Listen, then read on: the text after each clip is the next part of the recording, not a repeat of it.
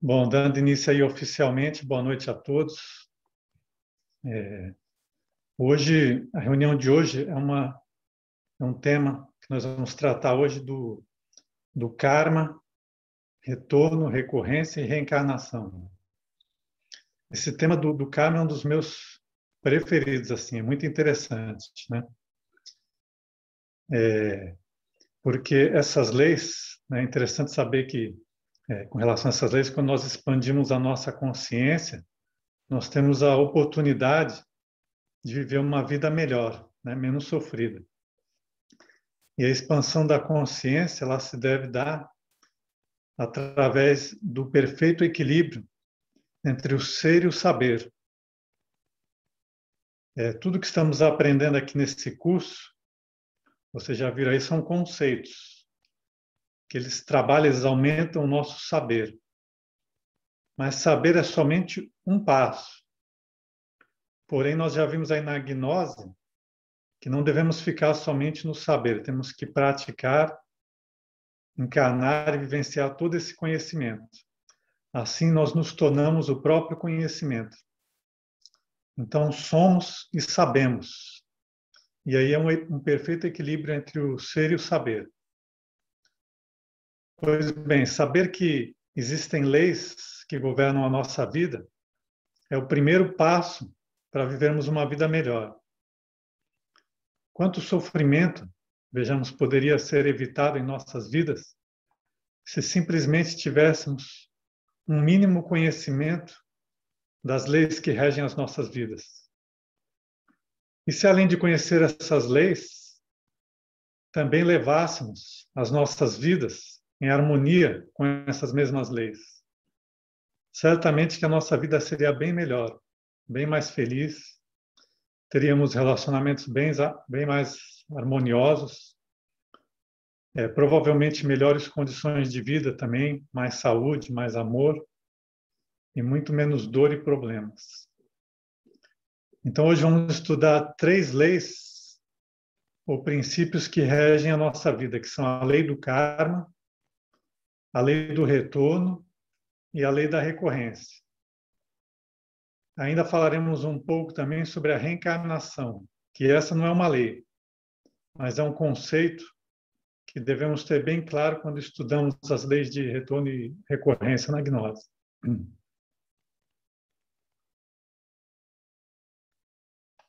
Então, começando aqui pelo karma, essa palavra karma significa ação. O karma, ele é uma lei que, queiramos ou não, quer conheçamos ou não, sempre influenciará as nossas vidas. Não importa se nós acreditamos ou não acreditamos em karma. Ele, de fato, existe. Porque é uma lei universal, tão natural quanto o dia e a noite. O karma, ele é a lei de equilíbrio do universo. Sem essa lei, provavelmente o universo seria um caos, ou nem existiria o universo. Então, admitir que não existe karma seria admitir um universo em desordem. O karma, ele pode ser entendido ou definido como a lei de causa e efeito, ou a lei de ação e reação. Porque toda ação gera uma reação, positiva ou negativa. Não se pode negar isso. Toda ação tem uma reação. E o karma, ele é a justiça, o equilíbrio no universo.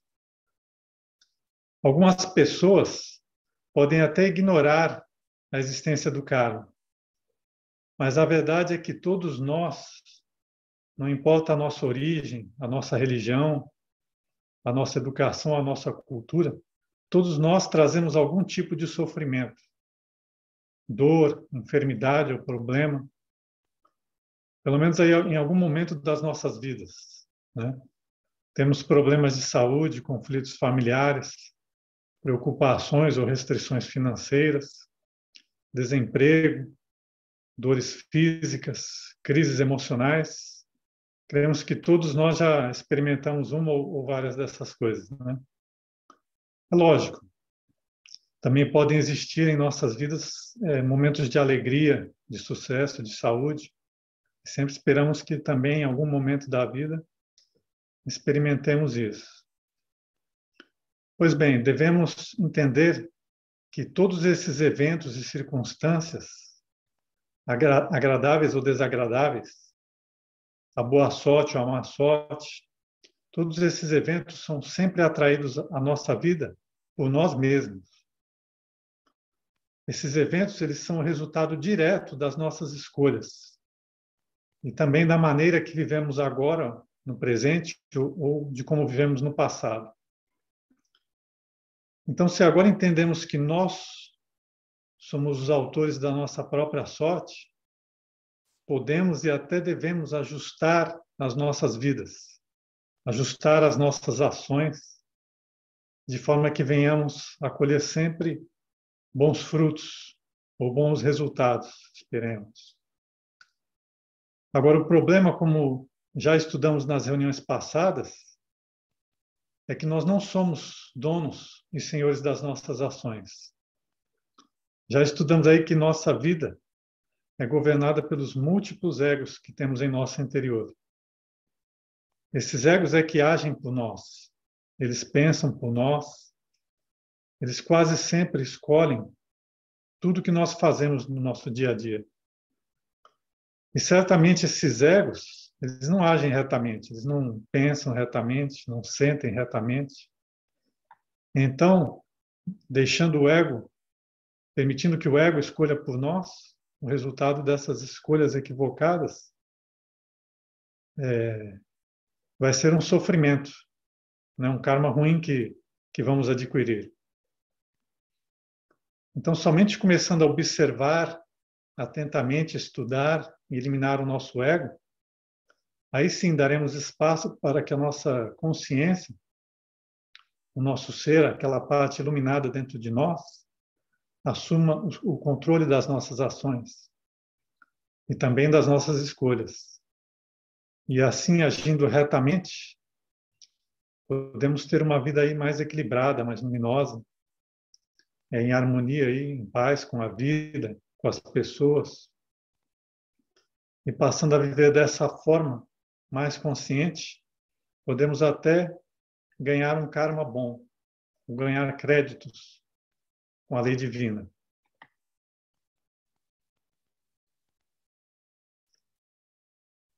O karma, ele é uma lei, né, como vimos aqui.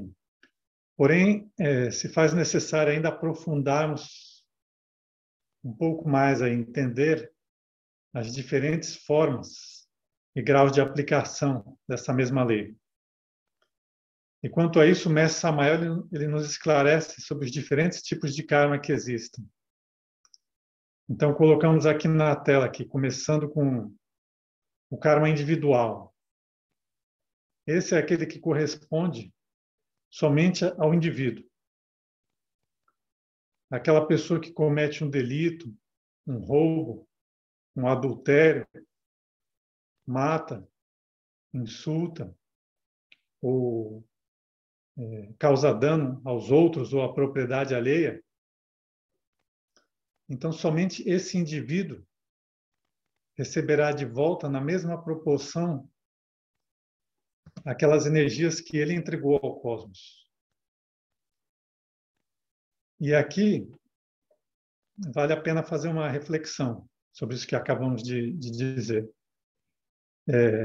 Que tipo de energias, sentimentos, pensamentos, ações nós estamos oferecendo ao universo?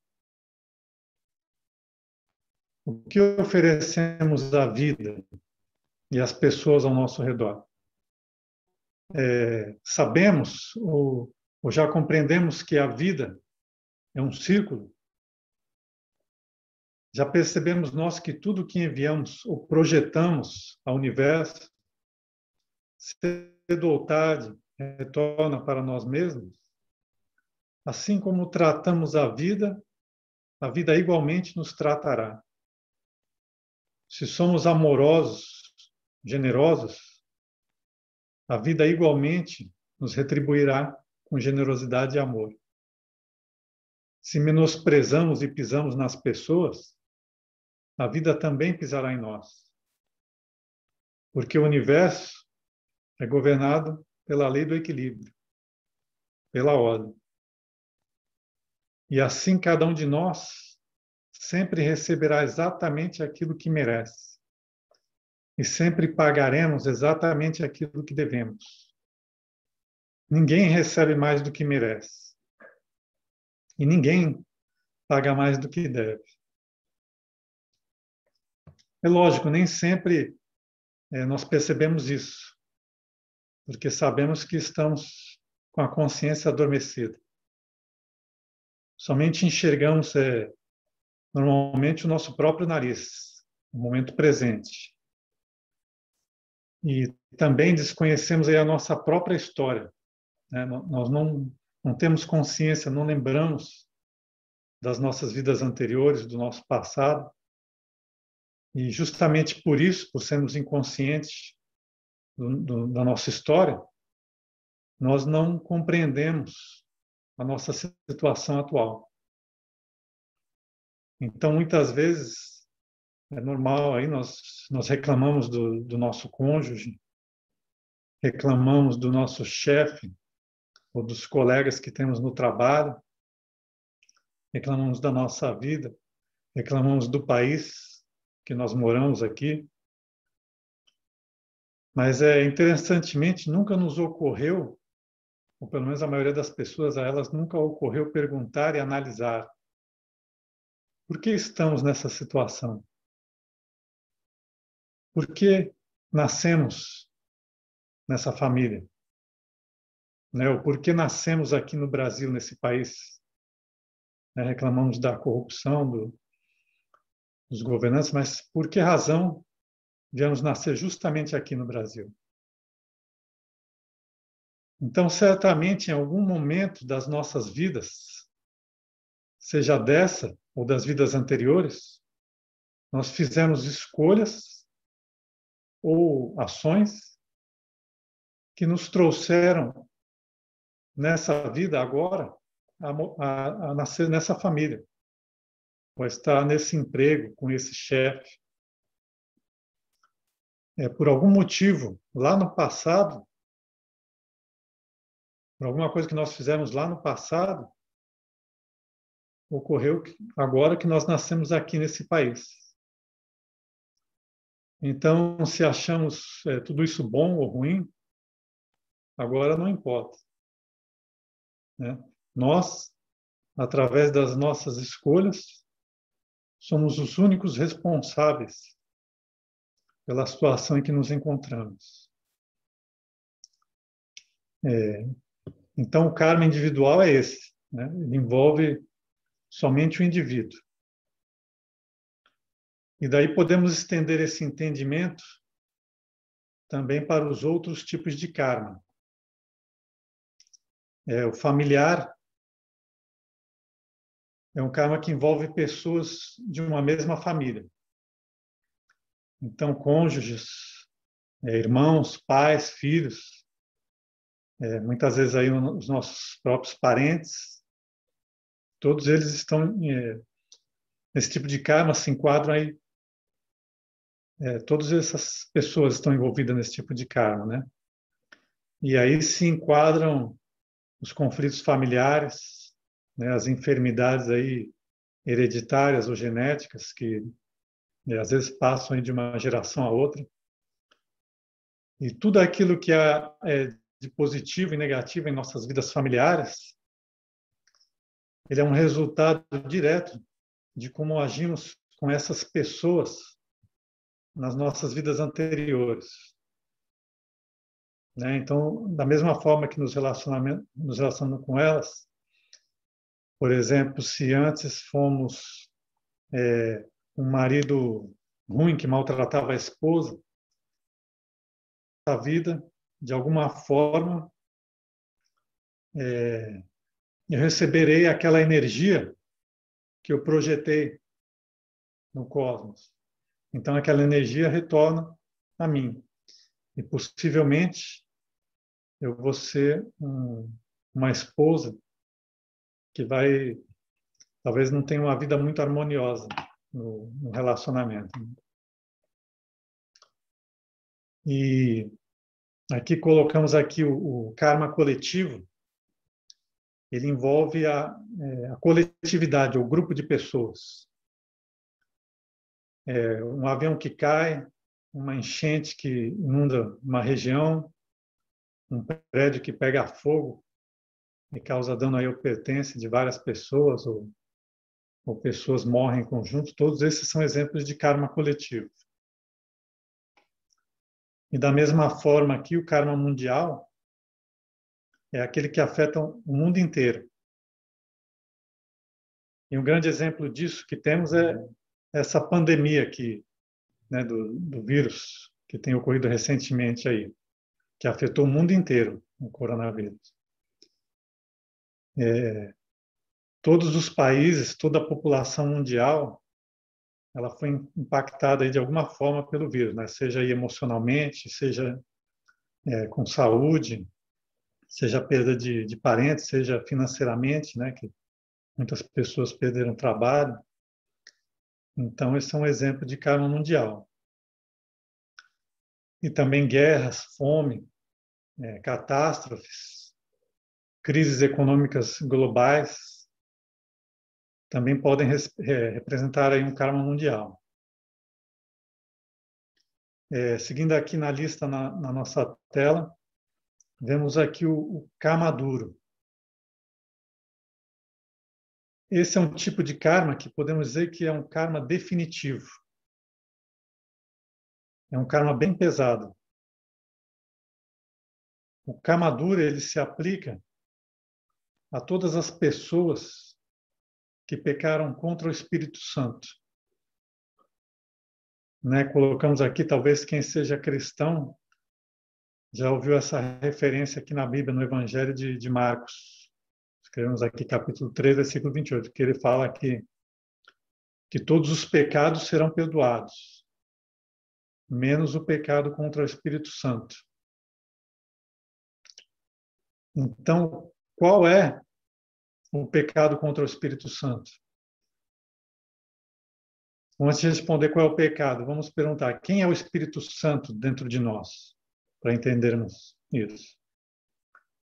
Já comentamos aqui no curso, em reuniões anteriores, né, que o Espírito Santo ele representa a Mãe Divina, juntamente com o seu esposo, ou o casal sagrado, Shiva Shakti, são o aspecto do Espírito Santo. E agora vamos aprofundar um pouco mais. O Espírito Santo é o poder sexual criador dentro de nós. Ele é o fogo sagrado de Kundalini. E Kundalini é a potência sexual dentro de cada ser humano, aquela potência, aquela energia que leva à vida. Então, pecar contra o Espírito Santo é pecar contra a pureza sexual original. É pecar contra o fogo sexual criador dentro de nós, com a energia da vida. Estamos pecando contra a energia da vida. Então, pecamos contra o Espírito Santo quando cometemos adultério ou crimes sexuais. Também pecamos contra o Espírito Santo quando malgastamos ou fazemos mau uso da nossa energia sexual sagrada. E aí alguns exemplos de como esse karma alcança uma pessoa são enfermidades graves ou incuráveis que causam muita dor, muito sofrimento. E geralmente, ou muitas vezes, essas enfermidades não têm, esses quadros de sofrimento não podem ser revertidos, né? Eles persistem geralmente até o fim da vida. E, às vezes, pessoas que sofreram acidentes e perderam sofreram algum dano no corpo físico que não tem como restaurar. Então, esse é também um exemplo de karma duro, né? Um karma que se diz aí definitivo, né? Que a pessoa, uma vez que aquele karma caiu sobre a pessoa até o fim da vida, ele persiste aí. Agora, um outro tipo de karma aqui é o karma saya. Esse karma é criado por marcas astrais, por conexões astrais adquiridas aí através de união sexual. Então, quando um homem e uma mulher eles se unem sexualmente, nós não sabemos, né? Somos inconscientes disso. Porém, criam-se vínculos ou marcas astrais e energéticas que carregamos mesmo depois da morte. Uma conexão sexual é uma coisa muito forte. Criam-se aí laços energéticos que mesmo depois da morte eles continuam conosco. E levamos essas marcas para as nossas vidas futuras. E essas marcas nos acompanham aí indefinidamente, até que paguemos o karma correspondente, ou então até que queimemos essas marcas através da alquimia sexual. Quando uma pessoa trabalha com a alquimia sexual, ela tem a oportunidade de limpar esses resquícios astrais que se formam aí de relacionamentos anteriores. Então, aí um outro exemplo aí de karma, né, um outro tipo de karma que o Mestre Samuel nos apresenta é o karma da catância, que é o karma dos deuses e dos iniciados. Porque nem mesmo os deuses eles estão acima da justiça divina. Mas esse karma ele não é pago com sofrimento. Os deuses eles são conscientes, os iniciados. Então eles pagam seu karma fazendo boas obras e trabalhando pela humanidade. Finalmente, aqui o último karma que apresentamos aqui seria o Dharma, que pode ser entendido como um karma positivo. Então, é uma retribuição que recebemos da lei divina, né, pelas nossas boas obras, por alguma caridade ou pelo sacrifício pelos nossos semelhantes, tudo isso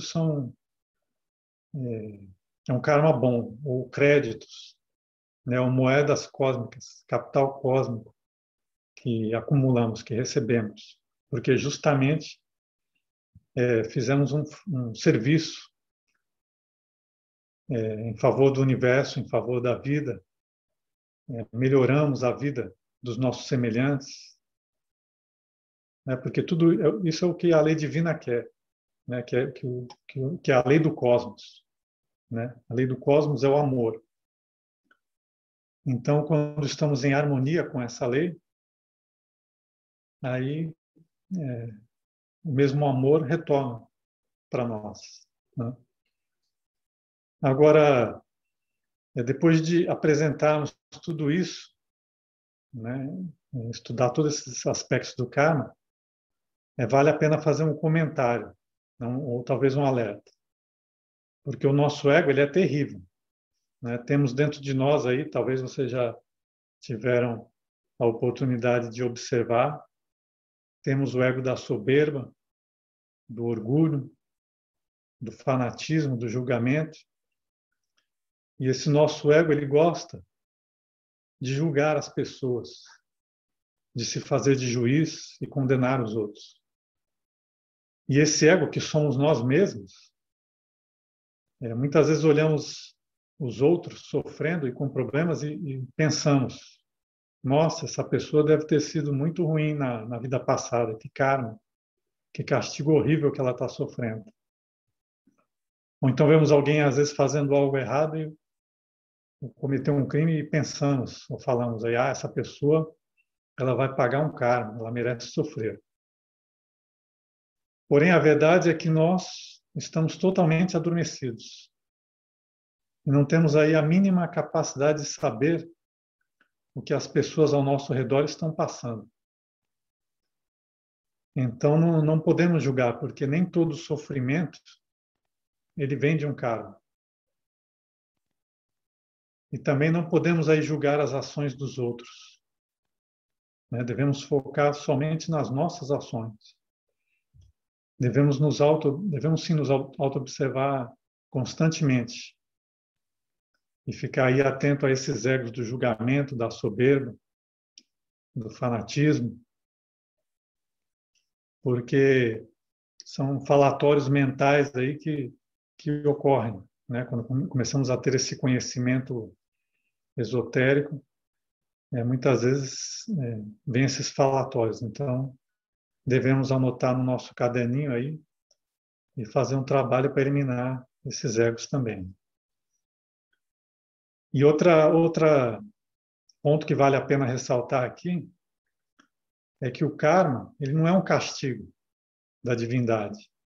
Muitas vezes pensar o karma é um castigo. Não, o karma, ele é simplesmente uma lei de compensação do universo. Compensação essa gerada pelo resultado das nossas próprias ações e escolhas, né? Então aí, quando vemos aí um sofrimento, passamos por um momento difícil, devemos sempre analisar esse sofrimento, né? Tentar compreender quais foram as causas que nos levaram a essa condição, por que isso está acontecendo. Tentar fazer uma investigação aí interior e descobrir por quê. E assim podemos nos corrigir, né? Essa seria a melhor maneira de transcender o nosso karma.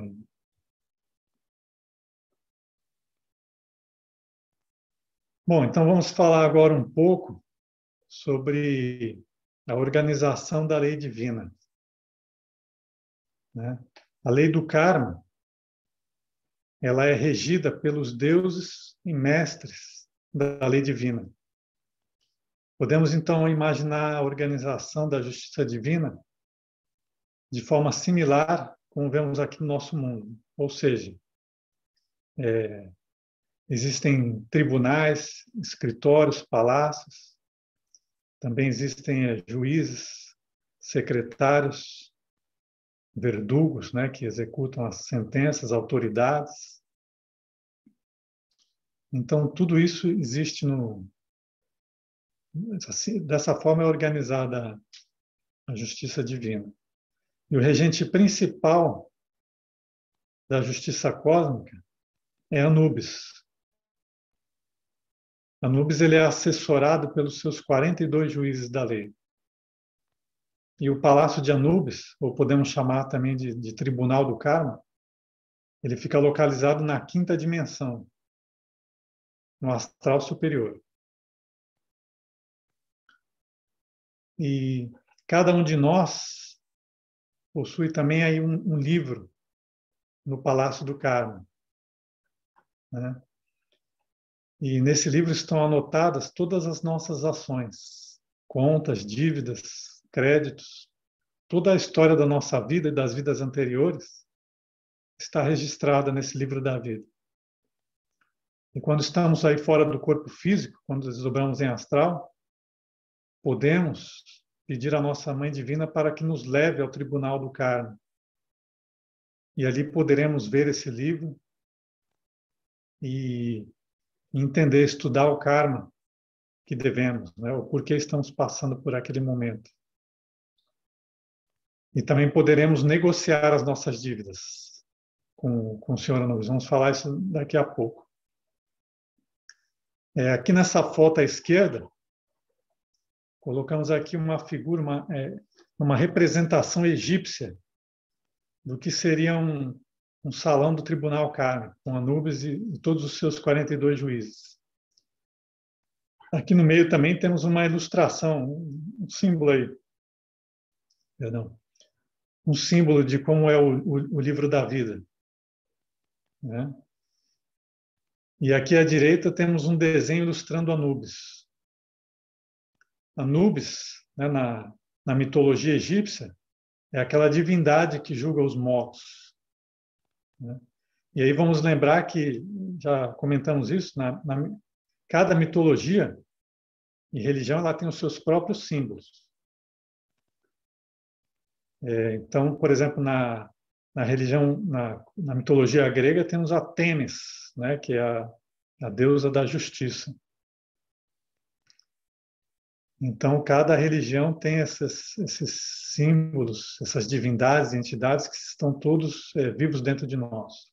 Todos nós temos dentro de nós, no nosso interior, nos mundos internos, um palácio do karma, os juízes da lei, as autoridades da lei, né? Porque assim que já vimos assim como é no universo, também temos tudo isso dentro de nós.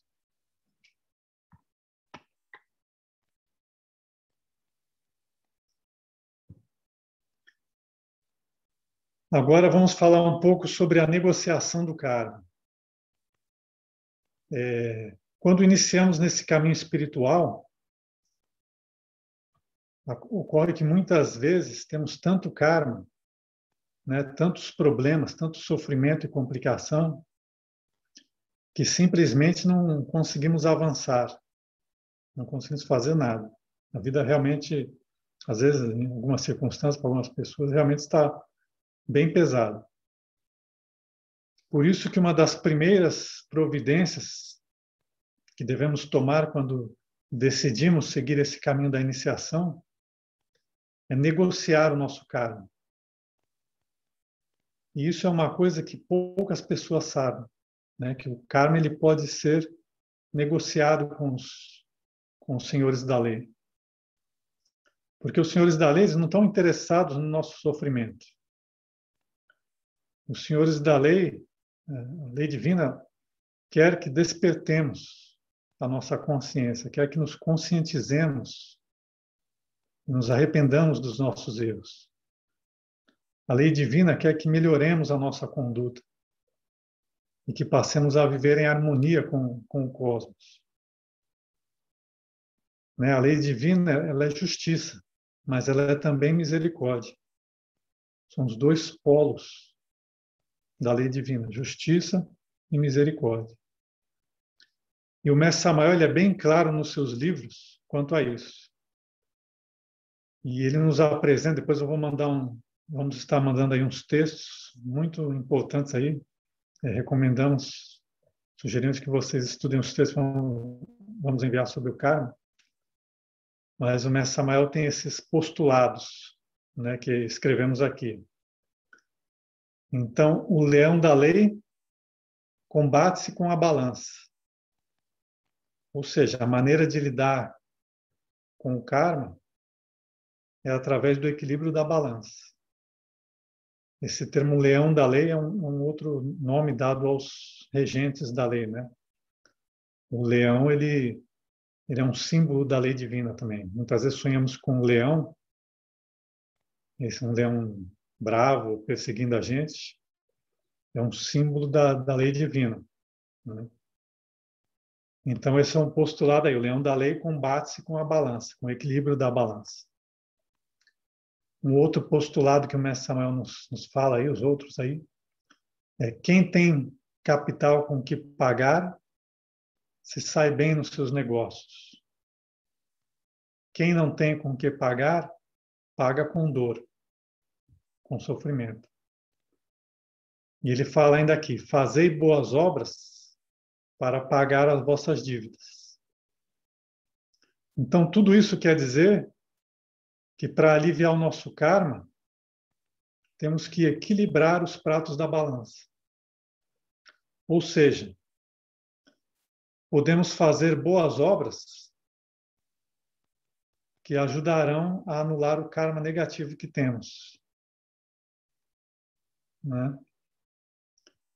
E vimos aí, fazemos um favor não, um serviço para o nosso semelhante ou para alguém, né? Beneficiamos as vidas das pessoas, melhoramos, levamos luz, levamos remédio, né? Alimento, são exemplos, né? Então, vamos estudar isso também. E outra coisa que podemos também fazer é pedir um crédito ao senhor Anubis e aos juízes da lei. Ou seja, podemos pedir o perdão de alguma dívida que temos, ou pedir o alívio de algum karma, ou de algum sofrimento que temos. E, em troca, nos comprometemos a determinada tarefa, ou a algum sacrifício pessoal, às vezes, né? Algum sacrifício interior, assim, alguma renúncia, ou podemos fazer em troca de algum serviço pela humanidade, alguma caridade. Temos que oferecer, importante é oferecer algo que interesse a economia cósmica, que beneficie o universo.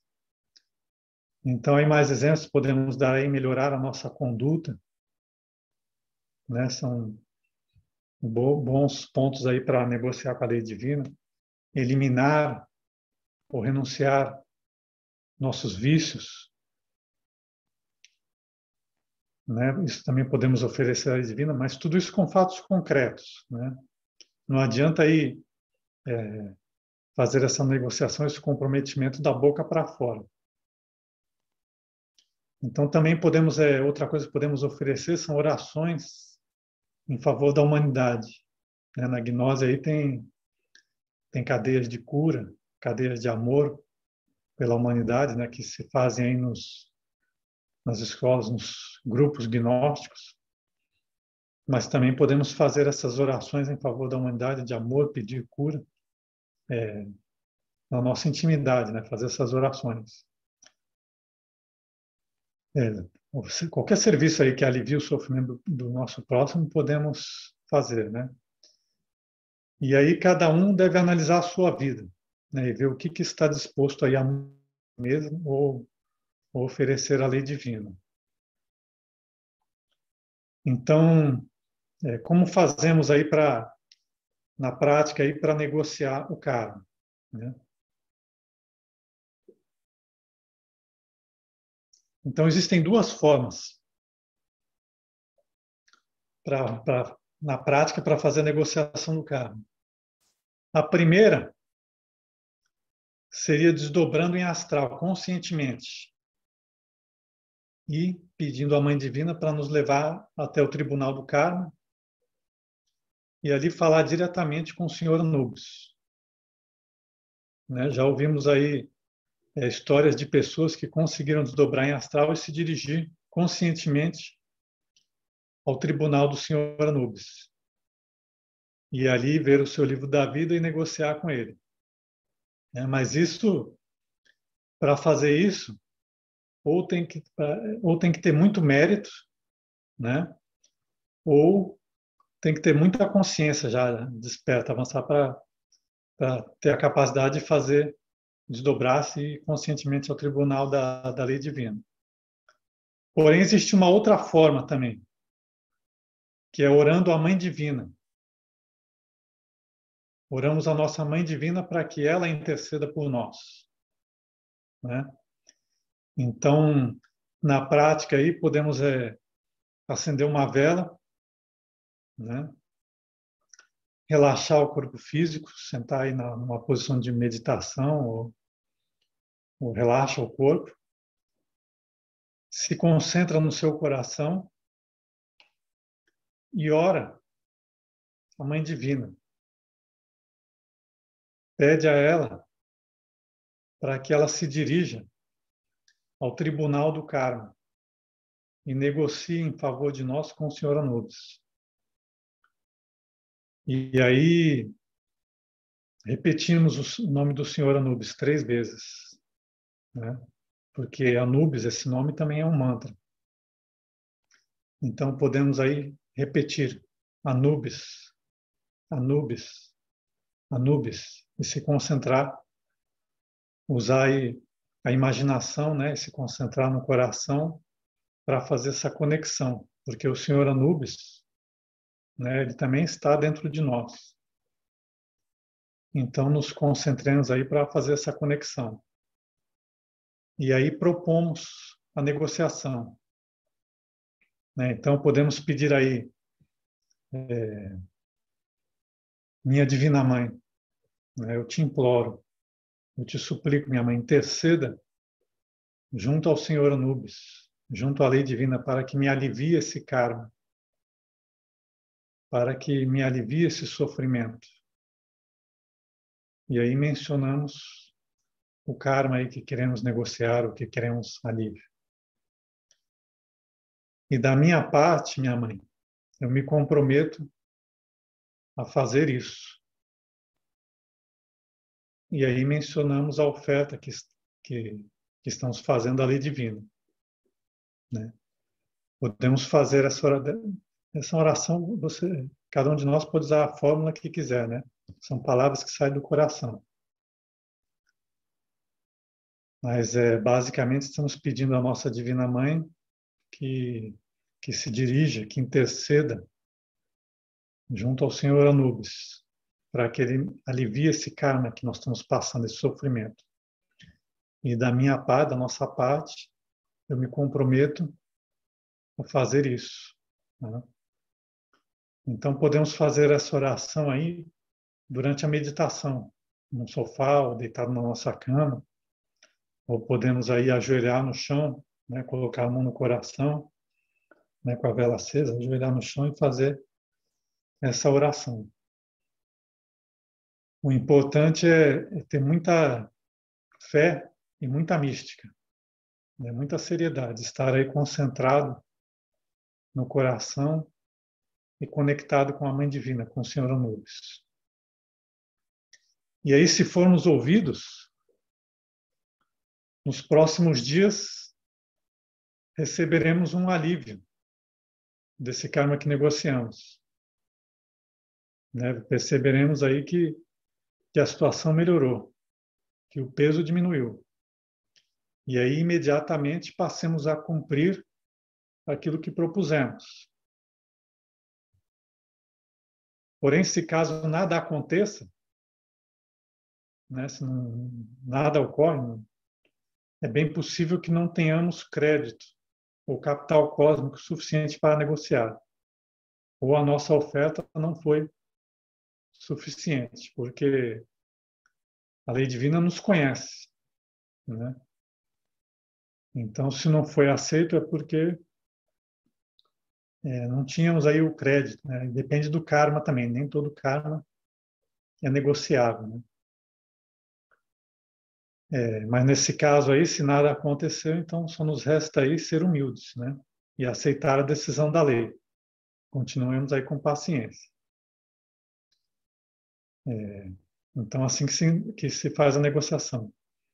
E prestemos também aí atenção aos nossos sonhos, né? Então, aquela disciplina de lembrar dos sonhos, né? De ter o caderninho ali na cama, não se mover, e anotar os sonhos todas as manhãs para melhorar a memória dos sonhos é importante. Porque muitas vezes, quando fazemos essa negociação, recebemos alguma mensagem com relação a isso, né? Algum sonho, algum símbolo. Então é importante. Agora, um alerta aí, né?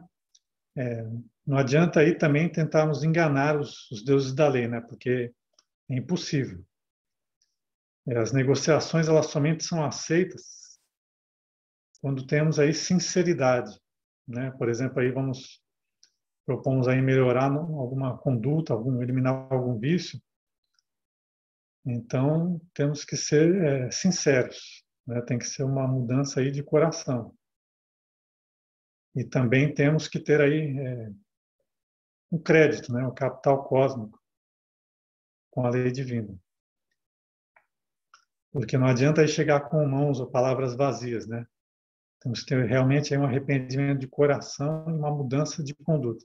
Porque, na verdade, se continuamos insistindo aí nos mesmos erros, ou na mesma conduta equivocada que gerou aquele karma, é claro que não vamos ter êxito em nenhuma negociação com a lei divina. Então, temos que analisar também, né? Tentar aí meditar, entender, pedir à Mãe Divina para que nos ilumine, para que nos esclareça por que estamos com esse karma. E aí vamos desenvolvendo sensibilidade, compreendendo isso, e aí vamos, uma vez arrependidos, né, podemos fazer a negociação. E aí recebemos alívio. E também um outro ponto importante sobre isso, né, porque negociar com a lei divina é algo muito sério, né? Então fica um alerta aqui. Tudo aquilo, né, que propusermos à lei divina deve ser pago fielmente, rigorosamente, porque caso negociemos e recebamos o alívio ou recebamos um crédito e depois nos fazemos de esquecidos e vivemos a vida como se nada tivesse acontecido, aí a lei certamente cairá em cima de nós, né? Isso é terrível. Corre-se, inclusive, o risco de piorar o nosso karma, se não cumprirmos aí com a nossa parte. Então, se não somos sérios o suficiente, se não estamos seguros, é melhor nem negociar.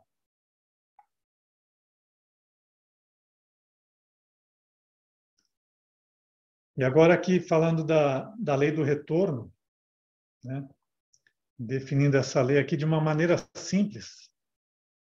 A lei do retorno é a lei a que todos nós, seres humanos comuns e correntes, né, cheios de egos, estamos sujeitos.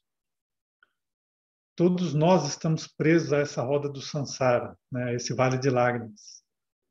E já vimos isso justamente devido aos nossos egos, aos nossos apegos e ao nosso karma. Por esse motivo, sempre estaremos retornando a esse mundo e renascendo com os mesmos egos e valores, através das sucessivas vidas, né, e ciclos aí de evolução em evolução. E não há aí como fugir dessa roda de renascimentos e mortes, a menos que despertemos a nossa consciência e nos emancipemos dessa ilusão. Então, essa é a lei do retorno, que sempre estaremos retornando. Né? Botamos aqui esse desenho, vamos morrer e retornar. O ego sempre vai retornar para buscar um corpo físico para satisfazer os seus desejos, repetir os seus dramas. E aí que entra a lei da recorrência. Né? É mais uma lei que nos prende a esse mundo. A lei da recorrência é aquela que determina que sempre retornaremos a esse mundo, com os nossos egos estaremos repetindo sempre as mesmas ações. E aí pode ser de forma igual, pior ou mais suave. Mas os nossos egos sempre retornarão e continuarão a repetir os mesmos dramas, tragédias e cenas da vida anterior. Essa é a recorrência. Né? Então, por exemplo, uma pessoa que na vida anterior ela era casada e aos 30 anos de idade cometeu um adultério. E aí foi descoberto e de aí teve como consequência um verdadeiro drama aí, uma tragédia familiar, né? Sofrimento, dor, separação, divórcio, conflitos, prantos. E tudo isso foi causado por um ego. E aí na próxima vida, esse ego do adultério, da luxúria, ele vai retornar. E a situação vai recorrer. Então, quando chegar mais ou menos nos 30 anos, na próxima vida, a mesma cena luxuriosa de adultério vai se voltar a se repetir. Então, um exemplo da lei de recorrência, né, do ego que retorna e recorre nos mesmos erros. Às vezes, uma briga, um conflito muito grande, né, que terminou em tragédia, terminou em briga, em agressão, tudo isso retorna, né, nas vidas, retorna a repetir. Por quê? Porque estamos adormecidos, estamos presos aí em um loop contínuo, recorrendo sempre nos mesmos erros. E por isso que o mestre Samael ele repete exaustivamente em seus livros que é urgente despertarmos a nossa consciência. Porque somente assim podemos quebrar esse ciclo mecânico de retorno e recorrência. Né? Só assim podemos quebrar esse padrão de repetição comportamental. Né? Somente nos auto-observando e eliminando esses egos que conseguiremos nos livrar desses personagens, né, que vivem dentro de nós, sempre repetindo os mesmos erros. Né? Então, por isso é importante a prática da autoobservação. Né? A partir do momento que eu começo a me observar, eu começo a assumir o controle da minha vida. Aí eu posso fazer escolha. Né? Eu estou consciente, estou prestando atenção em mim mesmo, eu vejo um ego agindo, às vezes um eu da luxúria ali, que talvez vá entrar em algum romance ou flertar com a pessoa do sexo oposto. Porém, se eu estou consciente e observando isso, eu posso parar.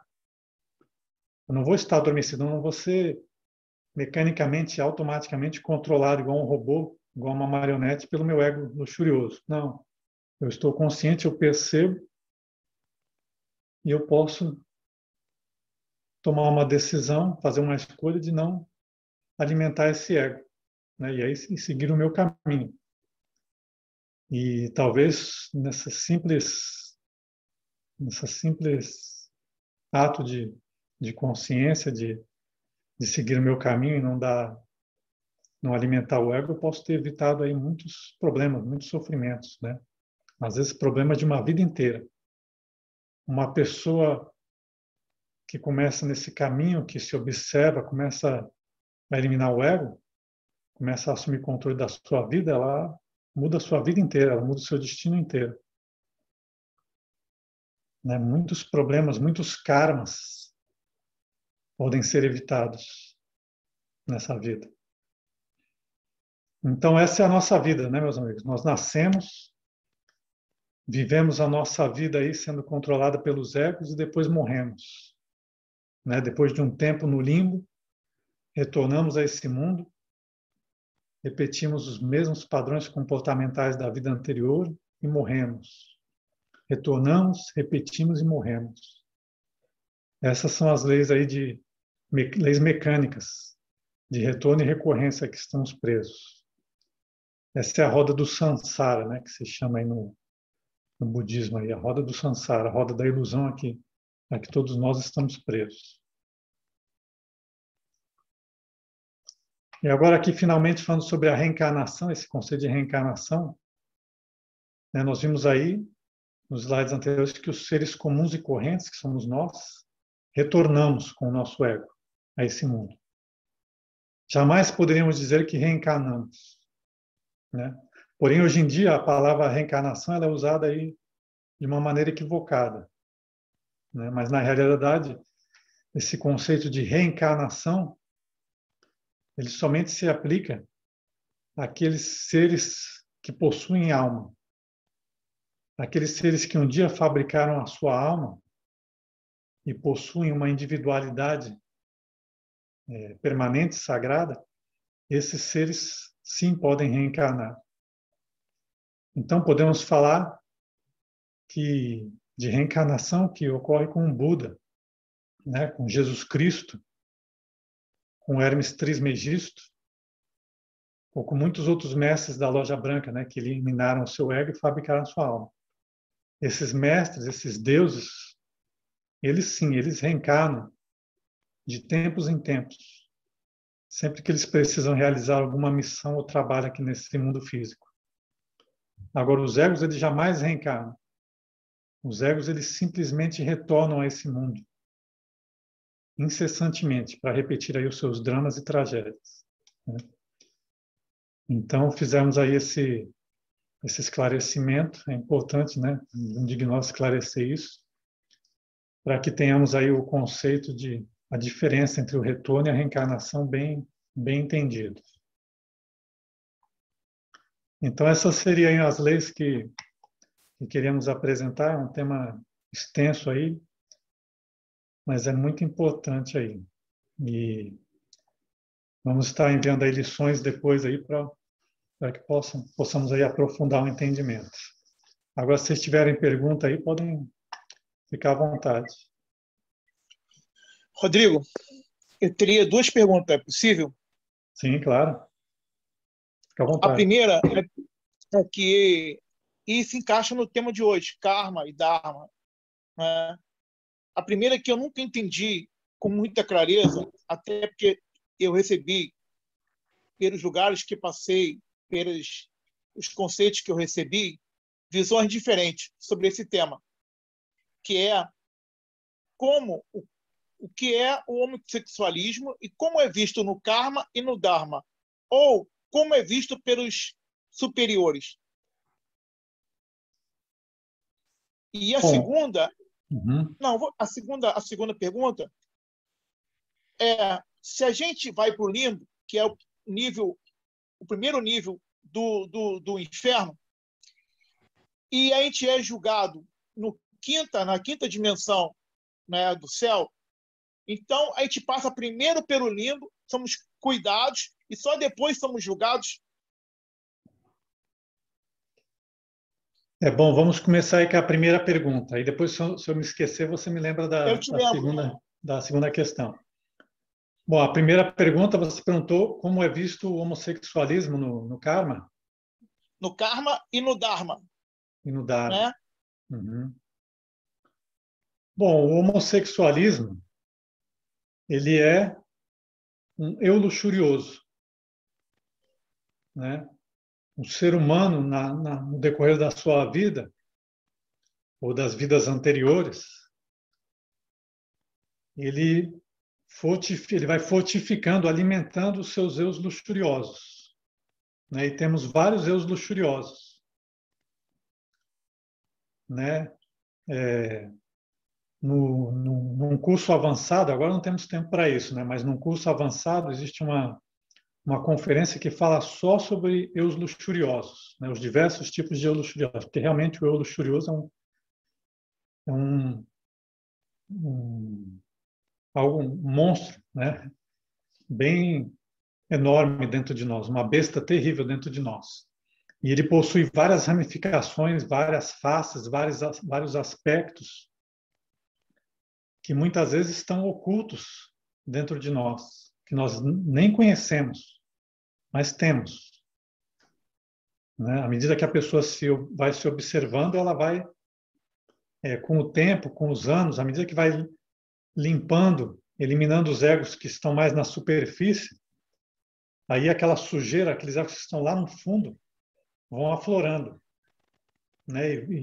E descobrimos egos que nunca imaginávamos e nem admitiríamos que temos. E assim também é o ego da luxúria.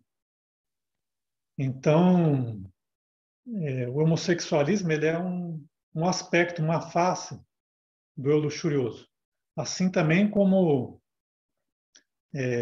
taras sexuais, preferências sexuais, né?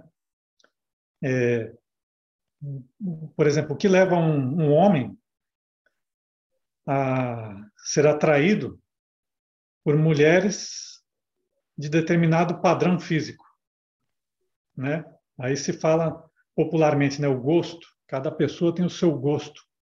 Pois bem, como desenvolvemos esse gosto, essa preferência física ou sexual, né?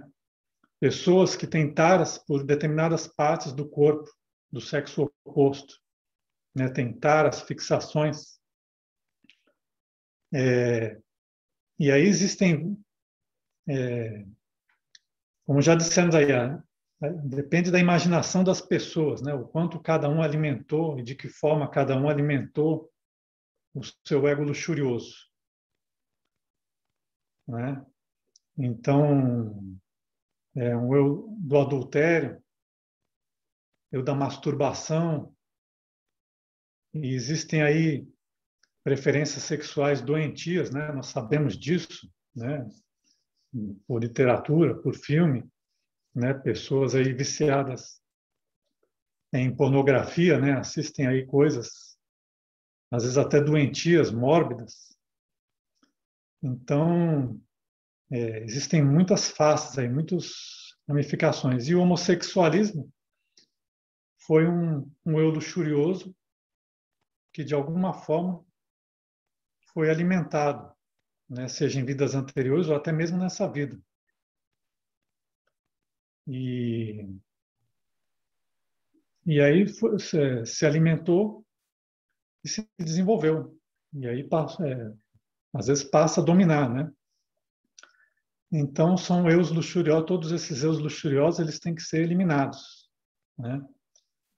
Porque vamos lembrar que o trabalho, que é o segundo fator de revolução da consciência, né, da alquimia sexual, vamos ter uma conferência sobre isso. Vamos só sobre isso mais para frente. E esse trabalho de alquimia sexual, ele tem como objetivo, tem vários objetivos, mas um deles é renascer espiritualmente, fabricar a nossa alma, os nossos corpos da alma, né? O astral, mental, causal, e também o trabalho de alquimia sexual, ele nos ajuda no trabalho de morte do ego, né? Vamos ver isso também mais para frente. Porém, esse trabalho de alquimia sexual, quando falamos de alquimia sexual, de união sexual, já até comentamos, né? Um trabalho, temos que levar essa união sexual em sintonia com a energia do Espírito Santo. Porque é aí que as coisas acontecem, né? Ou começam a acontecer. Então, lógico, no começo, a alquimia sexual é uma alquimia sexual mais grosseira, né? Vamos dizer assim.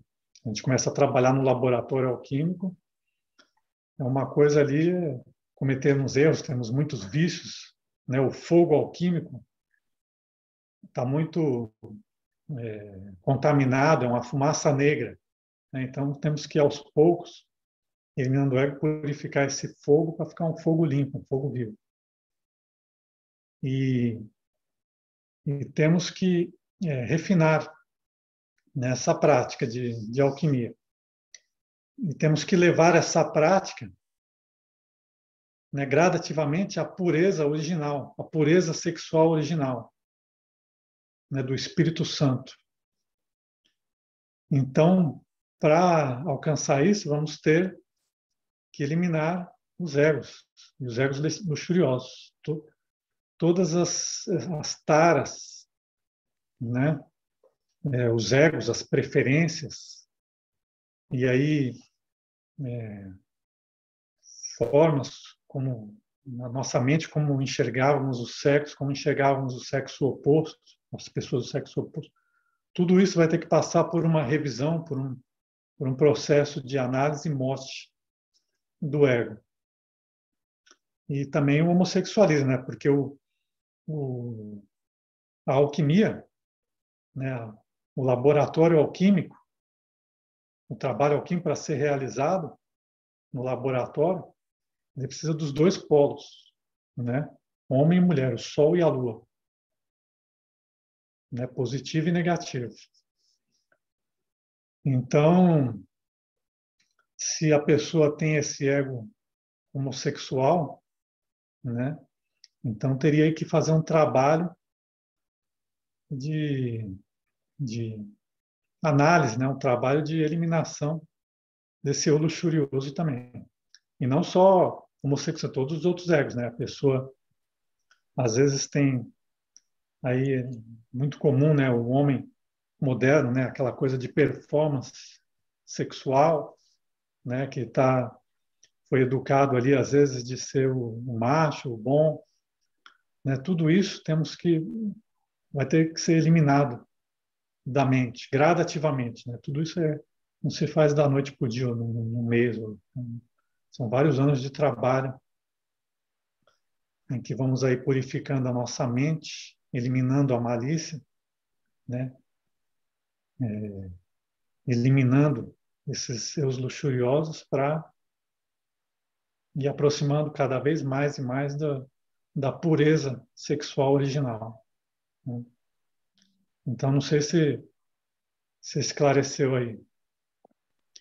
E, não, também podemos comentar aí, né, que esses egos que alimentamos, né, seja de homossexualismo, ou de taras, ou de adultério, os nossos egos são os responsáveis por atrair o nosso karma,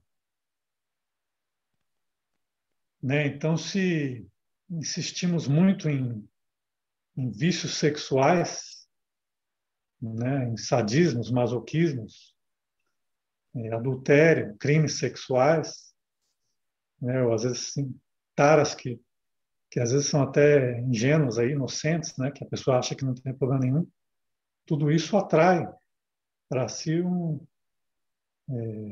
energias, né, como vimos aí do karma saya, né, que são laços sexuais, marcas astrais, aí, conexões astrais que perduram vidas, né? Cada mulher, um homem, ele faz sexo com 10, 20 mulheres em uma existência, ele se conectou astralmente com todas essas mulheres e criou resíduos, marcas astrais, que se ele não queimar isso aí, tem essa energia daquela pessoa que ele se conectou sexualmente que certamente não vai ter um efeito muito positivo na vida dele.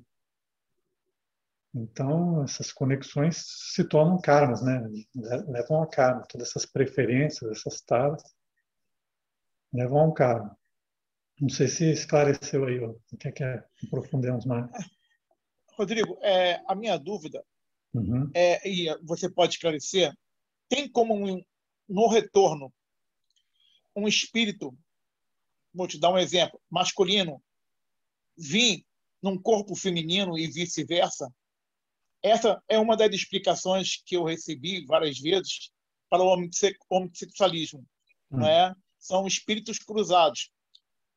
Quer dizer, um espírito masculino, ele regressou ou retornou, né, erradamente, né, num corpo feminino e vice-versa. Mas não existe isso, né?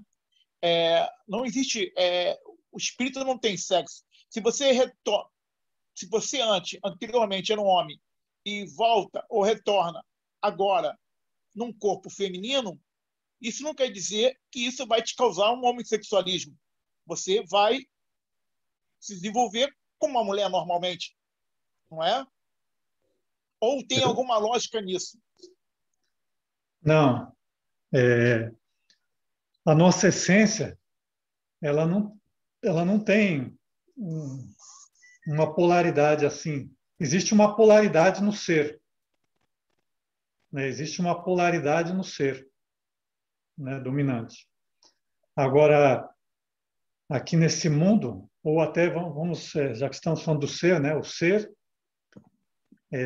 como vimos lá no Keter da Cabala, né, o ancião dos dias, ele tem as duas polaridades. Ele é o Brahma e Saraswati, né, na mitologia hindu, né, e também vemos aí Shiva e Shakti. Então é o andrógeno divino, né? Ali existem as duas polaridades. Ainda que nos mundos internos, né, exista aí mestres homens e mestres femininos, né?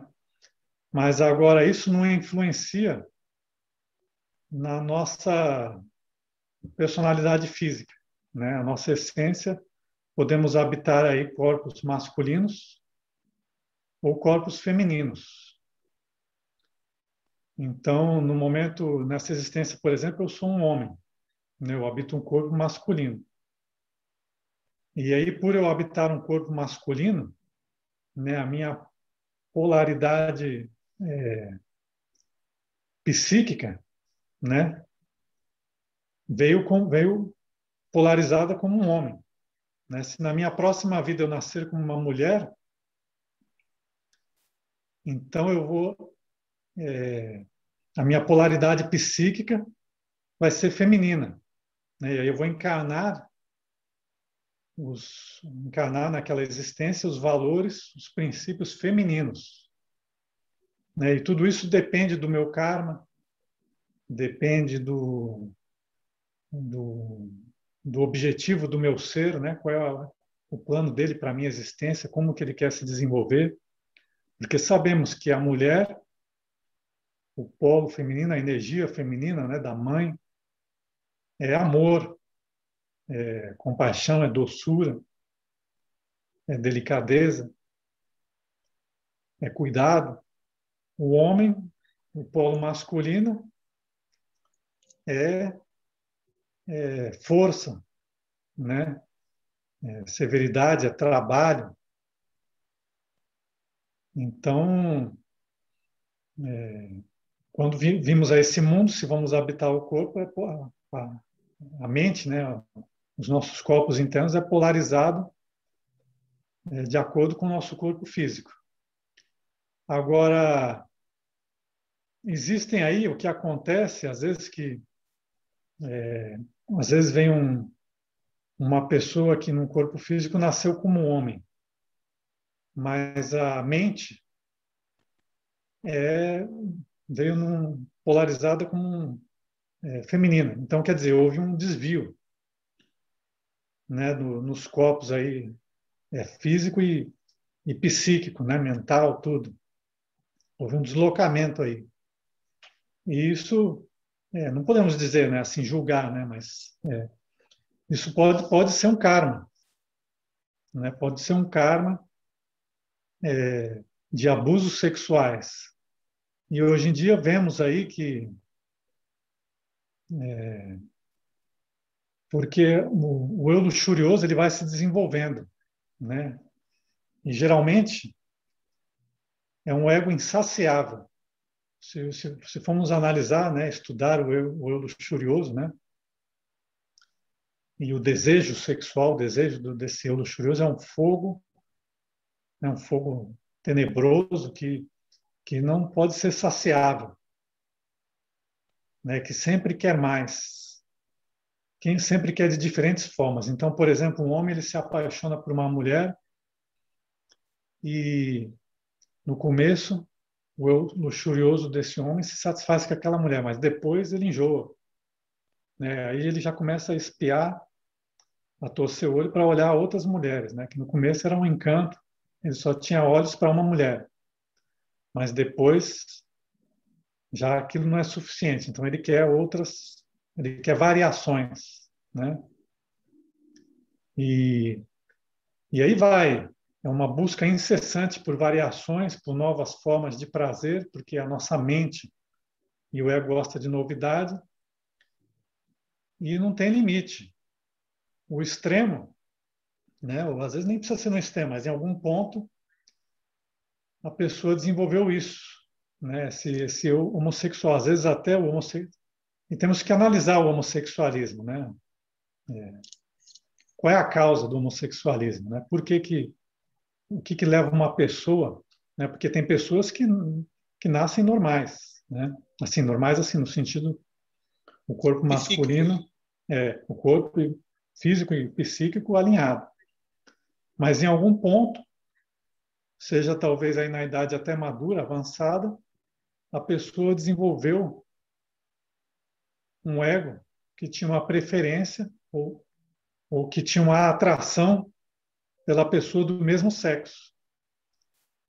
E aí, às vezes, né, muitas vezes, se formos analisar, fazer uma meditação, como surgiu isso, como saiu, às vezes um eu homossexual, ele surgiu de um amor muito grande, uma vaidade muito grande, né? Então tem pessoas que ela tem, ou homens ou mulheres, né, vamos pegar exemplos de homem, que ele tem um amor, né, um culto, um amor tão grande pelo seu corpo, pela sua imagem, né, masculina, ele se ama, se olha no espelho, se adora ali, e aí aos poucos isso pode ir gerando, aí ele começa a comparar o corpo de outros homens, né? Uma mulher começa a comparar e observar o corpo de outras mulheres, né?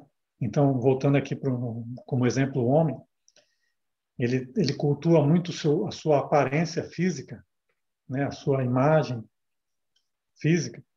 E aí eu começo a dar muito valor a essa imagem minha, masculina. Começo, muitas vezes, a me comparar ou a observar, né? Porque a nossa mente observa, existem egos de comparação, e os egos atuam em conjunto. Aí eu começo a observar outros homens, a reparar o corpo deles e comparar com o meu. Aí penso, aquele cara tem um corpo bonito, né? Talvez as mulheres se sintam atraídas por ele. E aí eu começo a desenvolver esses processos psíquicos, esse tipo de pensamento, esse mecanismo, né, do pensamento, e começam a se formar egos, fortificar egos. E aí começa a comparar, olha aquele cara, tal. Aí eu me comparo, não, mas eu sou mais bonito, não sei o quê. E aí, de repente, daí já se começou, criou-se um vício, um hábito de reparar. Eu sendo homem, eu começo a reparar vários homens.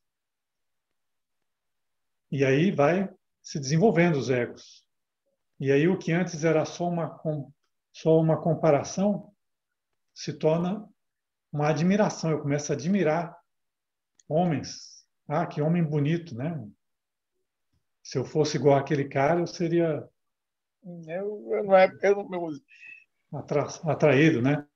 Então, ver como o ego ele vai se desenvolvendo. E aí se torna uma atração pelo mesmo sexo, né? E aí vai se desenvolvendo egos, talvez, de homossexualismo que nunca estavam lá dentro de nós, nunca talvez se manifestariam, começam a ter oportunidade de se desenvolver. E aí se torna uma atração pelo mesmo sexo. Mas isso falando uma coisa que se desenvolveu durante a vida, né? Mas, como você disse, existem casos que o corpo físico e o corpo mental vêm desalinhados, e isso é por efeito, não podemos afirmar com certeza, né? Mas pode ser por efeitos de uma postura, uma conduta sexual da vida anterior, né? E aí veio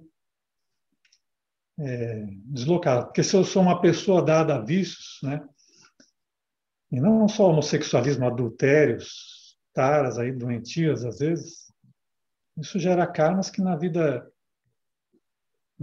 seguinte pode causar uma mudança no corpo físico, né? Então isso ocorre mesmo. Não sei se esclareceu aí. Sim, sim, esclareceu.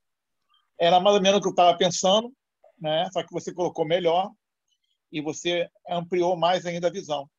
A segunda pergunta que eu te perguntei é a questão do limbo e do nosso julgamento de karma. Porque quando a gente faz a passagem, a gente vai para o primeiro nível do inferno, que é onde fica o limbo. Uhum. E ali somos cuidados, né? Passamos por um processo de cura, tratamento, e você depois me falou hoje que o karma é julgado no quinto nível ou na quinta dimensão. Então, primeiro a gente passa pelo limbo e depois é que a gente vai ser o nosso karma é julgado. Ou o julgamento, como eu sempre entendi que era feito pelos egípcios, é após a morte por Anubis.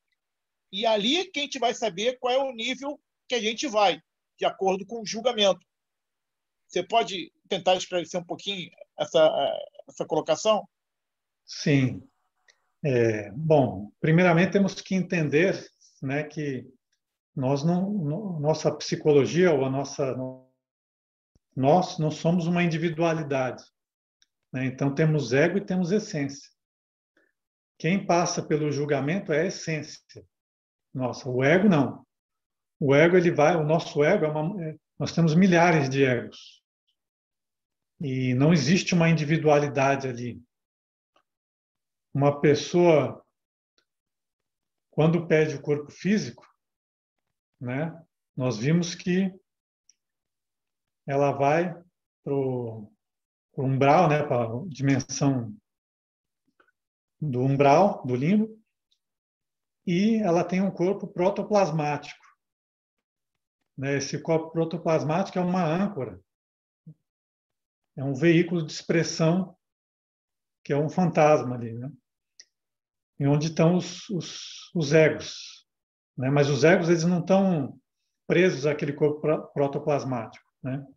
Inclusive agora, eu tenho vários egos, milhares de egos, tem egos que estão esquecidos, tem egos até, né, por incrível que pareça, que nem todos os meus egos estão aqui incorporados comigo, eu posso ter egos nas dimensões inferiores, nesse exato momento eu estou aqui falando, eu posso ter egos meus que estão nos mundos inferiores, em círculos inferiores. Eu posso ter egos meus que vivem em determinados lugares, bem longe de mim, né? Então, nessa multiplicidade, né, que temos aí psicológica, temos partes nossas de consciência, porque vimos que o ego ele carrega partes da nossa essência, da nossa consciência. Então, a nossa essência está toda fragmentada e espalhada aí. E esses egos, quando morrem, né, a pessoa morre, não é diferente. Os egos eles estão espalhados ali no umbral inferior, né, no astral inferior. E a essência não. A essência que é julgada, ela que vai no tribunal, certo? A essência ali naquele momento ela é desperta e ela vê, ela é julgada, ela vê toda a sua vida ali, né? Às vezes, talvez alguns de nós podemos ter lido aí na literatura, na mídia, essas histórias de pessoas que passaram pela experiência de morte e voltaram, elas viram que passaram todo o filme da sua vida, né, em questão de segundos ou horas. Então, ali é a essência que foi desperta, né, que a gente tem 3%, ou menos ou mais, e que passou pelo julgamento no tribunal do karma, né? A essência que é julgada. E o ego ele fica no limbo inferior. E tem também a outra parte, quando a pessoa morre, tem a personalidade, né? A personalidade é a imagem, né? Aquela da pessoa que tínhamos nesse mundo. E aí a personalidade ela fica perambulando, né? Às vezes visita a sua casa, às vezes fica andando no cemitério ali, né? Visitando os parentes às vezes levam flores ali no cemitério. Aquela personalidade ela vem e ela gosta também, às vezes ela está presa a lugares e com o tempo, com os anos, à medida que a pessoa é esquecida, né? Vão passando gerações, a personalidade deixa de existir. E outra coisa também, o corpo físico, o corpo vital se desintegram no cemitério, né? Então temos que ter esse conceito aí de ver que não somos uma individualidade, né? Temos várias partes ali e os egos eles vão para o umbral e a consciência que temos livre é desperta e é julgada. Não sei se esclareceu ou se quer explorar algum aspecto mais aí.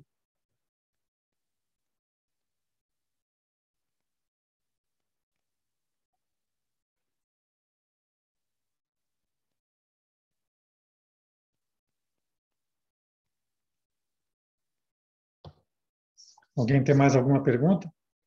Um comentário?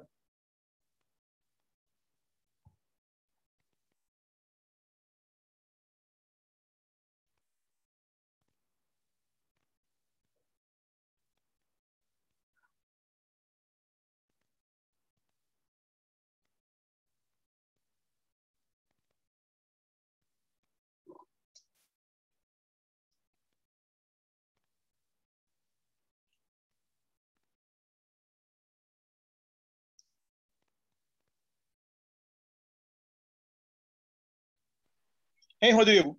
Oi? A personalidade ela pode ficar mais tempo do que deveria ficar, não se dissolver rapidamente, devido a esse ser está muito pegado a um grande amor, ou ao tipo de morte que ele teve traumática, ou está muito preso à matéria, ela demorar mais a dissolver do que uma pessoa que não está tão apegada assim? Sim, realmente existem personalidades que duram milhares de anos. Então, o Mestre Samuel fala isso. Por exemplo, aí um cantor, ele foi muito famoso. E aí, os personagens históricos aí da história, não é mesmo? Nossa, aí, sei lá, esses personagens que estudamos nos livros de história na escola. Essa história que se passou há 500 anos ou há 1000 anos. Essas personalidades continuam vivas, porque elas são alimentadas aí com a energia, né, das pessoas aí que direcionam, que lembram delas aí. Então, e a mesma coisa, as personalidades dos nossos parentes aí, né, dos nossos ancestrais, né, avós, bisavós, que passaram, enquanto as pessoas, né, os descendentes vão lembrando, né, ou tendo fotos ali às vezes, a personalidade continua existindo, até que se apague da memória desse mundo, né? Aí a personalidade desaparece, né? Então pode acontecer sim de estar aí, da personalidade persistir, né? Vivendo aí. E essa personalidade, ela também carrega um pouco, uma pequena fração da nossa consciência, né? Que fica ali naquela personalidade, depois desaparece, tal, né?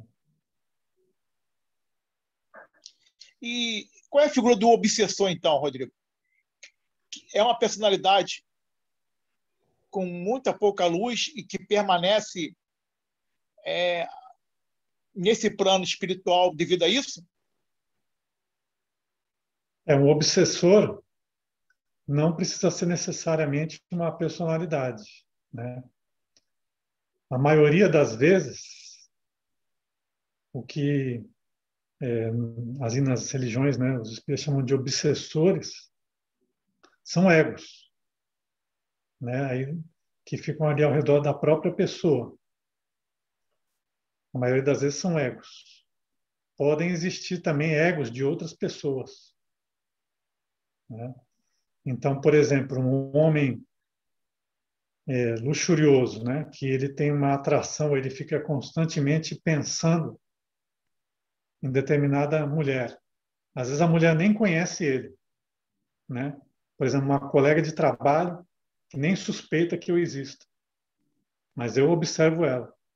E eu penso, e quando eu estou na minha casa, na minha intimidade, eu fico pensando, criando fantasias sexuais, né? O meu ego, esse ego luxurioso, muitas vezes cerca aquela pessoa, né?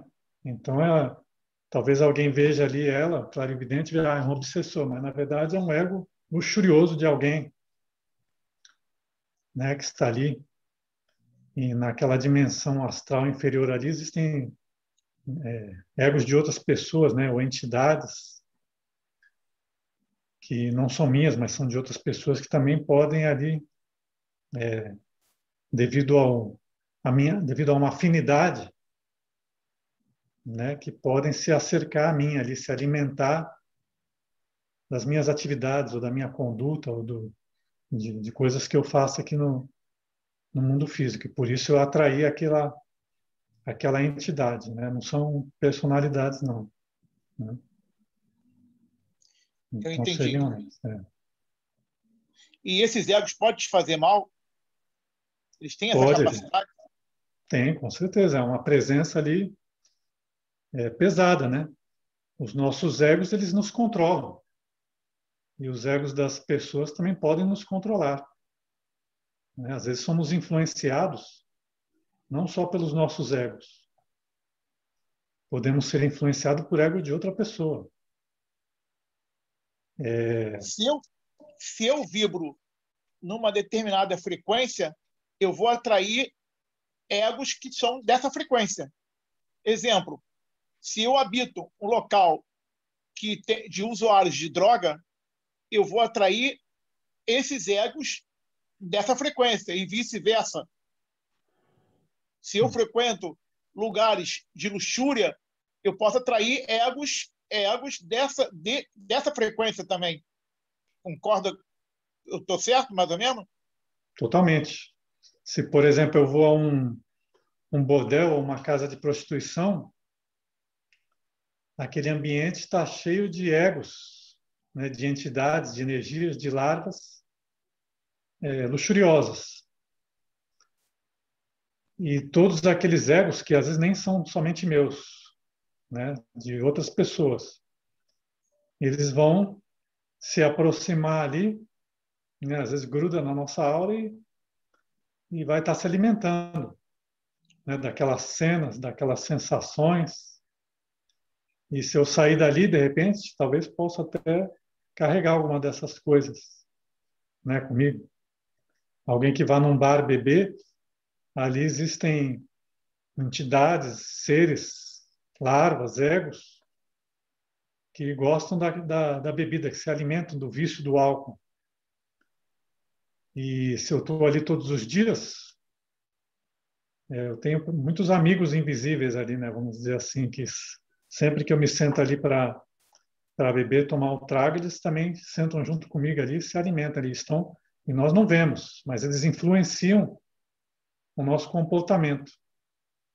Eles alimentam o meu ego, que está na mesma frequência deles. Consequentemente, porque eles estão influenciando e eles também estão alimentando, fazendo os nossos egos mais fortes. Justamente. Entendi, Rodrigo. Muito obrigado. Uhum.